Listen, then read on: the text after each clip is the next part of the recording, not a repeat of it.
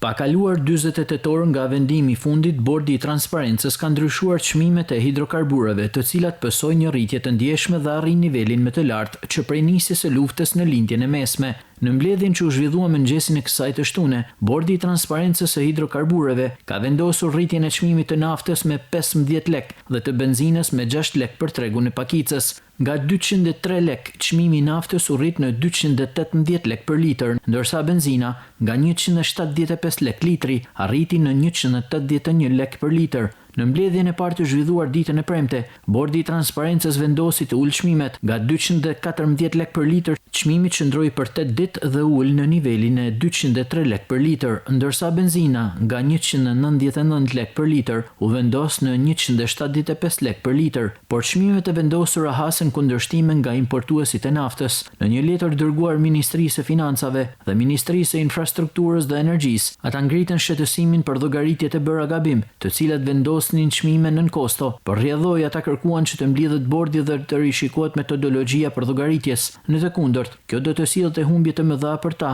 dhe do të ishin të detyruar të pezullonin furnizimin, por rritja e çmimit të naftës ka pësuar edhe në bursat e huaja, për shkak të pasigurisë që po krijon mungesa e furnizimeve nëpërmjet kanalit të Hormuzit nga iranianët. Në bursat e huaja, nafta këtë të shtunë tregtohet me $112 për fuqi, nga $109 që ishte një ditë më parë.